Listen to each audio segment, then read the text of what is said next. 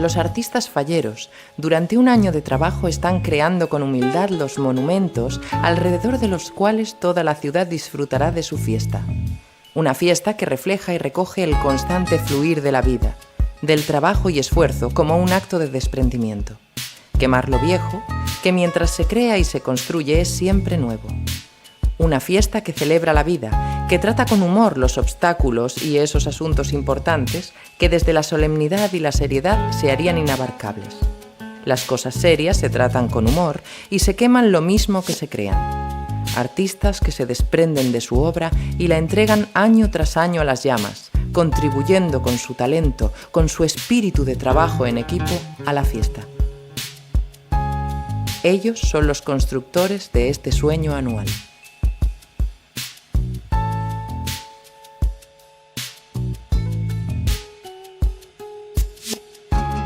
El origen de lo que conocemos actualmente como monumento fallero se remonta al siglo XVIII.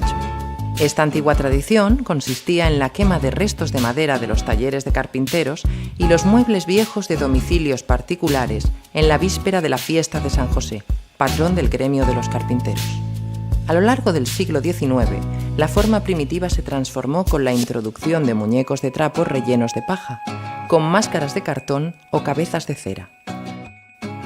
Tras muchos años de evolución, han llegado a ser los monumentos artísticos que conocemos, normalmente compuestos de un cuerpo central y remate, formado por una o más figuras principales y varias figuras secundarias o ninots que la rodean y constituyen las llamadas escenas.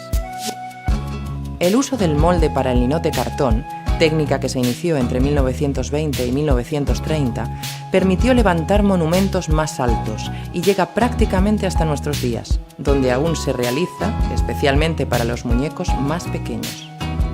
Una ventaja de la técnica del molde es la posibilidad de repetir el mismo ninot ilimitadamente. A partir de los años 90, apareció la técnica del poliestireno expandido o corcho de poliespán de diferentes densidades, material que, dado su menor peso, permite más altura y volumen a los monumentos, y la facilidad con la que se trabaja permite una mayor innovación en los diseños. Actualmente en el diseño y fabricación de las fallas se combinan las técnicas más artesanales con las nuevas tecnologías, como el modelado con programas en 3D. La falla nace en el estudio del artista, donde piensa el tema principal del que tratará la falla y las escenas que lo constituirán. El primer paso es dibujar un boceto que se mostrará a la comisión de la falla para que decida si le gusta la idea. Estos bocetos tradicionalmente se realizaban a mano. Actualmente, algunos artistas combinan el dibujo manual con nuevas herramientas informáticas que agilizan el proceso y hacen que el artista trabaje con mayor comodidad, pudiendo cambiar de pincel o de color con un solo clic. Con las tabletas digitalizadoras actuales se dibuja sobre la pantalla como se dibujaba sobre el papel, pero sin la necesidad de tener un set de pinceles, lápices y pintura. Además, es mucho más fácil realizar modificaciones y varias versiones del proyecto sin tener que repetir el dibujo.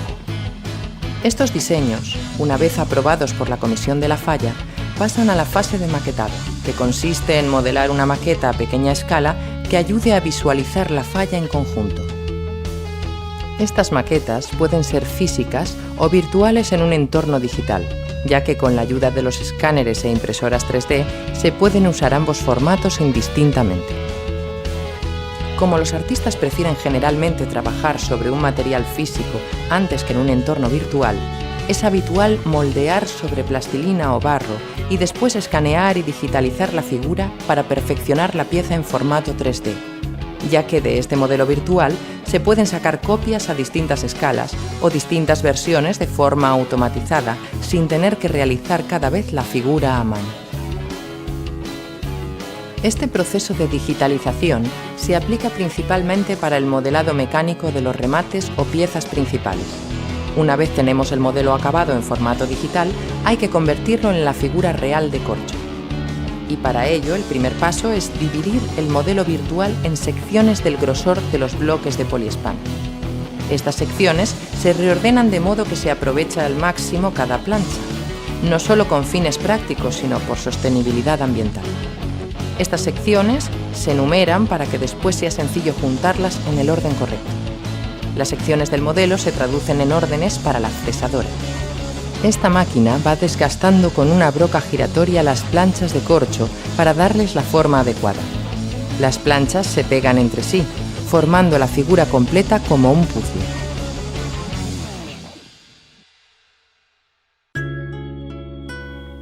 Sin perjuicio del avance tecnológico del modelado mecánico, el modelado del ninot suele ser manual. Las herramientas principales en este proceso son los cepillos de metal, las lijas de diferentes calibres y herramientas de filo. Como en el mercado no siempre existen herramientas adecuadas para trabajar el corcho, los artesanos se ven obligados a fabricarlas ellos mismos para cortar las piezas e ir modelándolas, como el palillero, una horquilla con hilo de nicrón candente que derrite el corcho, cortándolo rápida y limpiamente. Para el modelado tradicional, el proceso es el siguiente. Se dibuja el modelo sobre la plancha de corcho. En la sierra térmica se pasa el hilo caliente y se realiza el modelado en bruto de la pieza.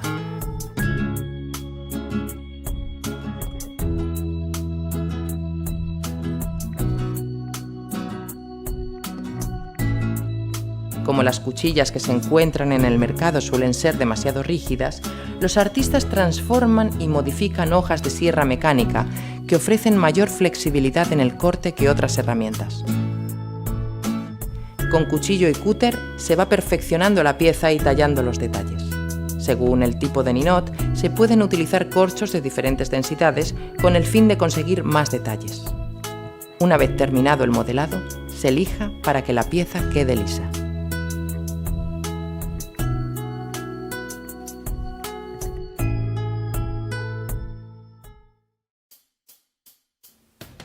Dado que el corcho no tiene fuerza suficiente para sostenerse por sí solo en una figura de gran tamaño, es necesaria una estructura de madera o andamio que sostenga el peso de la falla, le dé resistencia y flexibilidad y permita la redistribución de los pesos en la planta. Esta estructura servirá también para unir las distintas piezas de la falla. Los tipos de madera usadas para este proceso son la de pino y la de chopo. Esta fase es 100% artesanal, siendo de vital importancia la experiencia y saber hacer del carpintero, ya que no hay dos estructuras iguales y la carpintería de las fallas es una ciencia no escrita. Para este proceso, el carpintero estudia la pieza, ya que cada una requiere de un ensamblaje especial y concreto.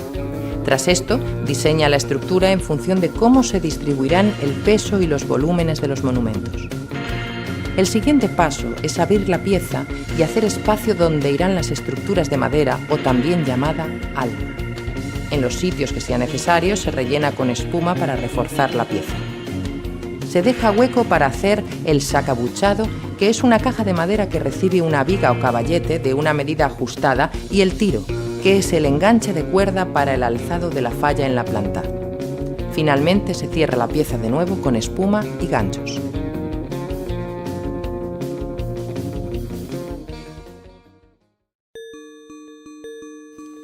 Una vez terminado el cuerpo de la figura, hay que dotarlo de una piel, una superficie lisa sobre la que se pueda aplicar la pintura. Esto se consigue en 2 pasos, empapelado y gotelé. Para el empapelado se usan trozos de papel y engrudo, un adhesivo de cola y agua. Con paciencia se va pegando papel a papel hasta que la pieza quede totalmente cubierta. Una vez seco el empapelado, se le da una o varias capas de gotelé para que se quede rígida y a continuación se lijará para que quede una superficie uniforme.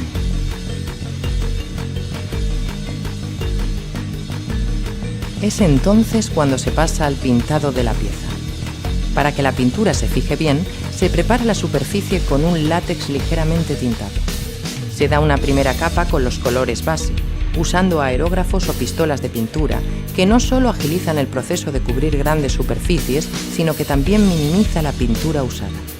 Sobre la base se van dando los tonos y sombreados que darán volumen y realismo a la pieza. Por último, con un pincel se pintan los detalles más delicados. Se dejan secar y se cubren con plástico para almacenarlas sin que se estropeen. A medida que se acercan las fallas, las piezas terminadas se van almacenando y el ritmo en los talleres de los artistas se hace frenético. Para la planta se trasladan por carretera las piezas del taller a la calle, para lo cual realizan transportes especiales dadas las grandes dimensiones de las piezas. Este factor es también otro aspecto a tener en cuenta por parte del artista durante el proceso de elaboración, ya que debe de prever el tamaño y estructuras de las mismas para que sea también viable su transporte y evitar roturas de las piezas durante su traslado.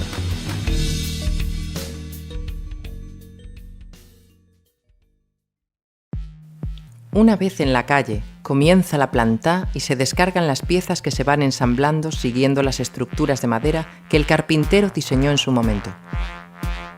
En el interior de la falla se colocan bolsas de arena a modo de pesas para evitar que el viento tumbe el monumento. Una vez colocada cada pieza en su sitio correspondiente, se retocan los últimos detalles y se arreglan los pequeños desperfectos que se puedan haber dado durante el almacenamiento y transporte. Se cortan los tiros de cuerda y la falla ya está acabada. Solo queda esperar que no llueva hasta pasado el día de la crema. Los monumentos ya están en la calle. Las fallas han empezado. Todo un año de trabajo se celebra durante 5 días en las calles.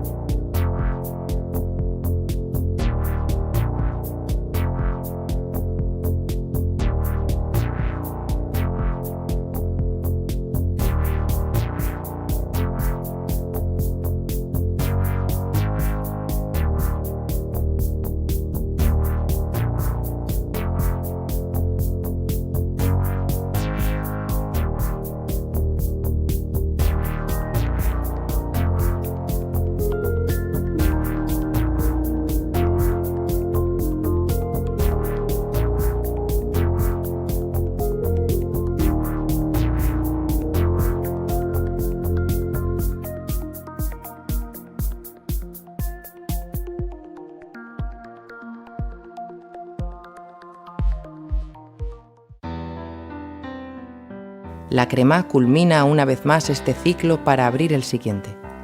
Los últimos minutos de vida de las brasas darán comienzo a los nuevos monumentos. Siempre son fallas.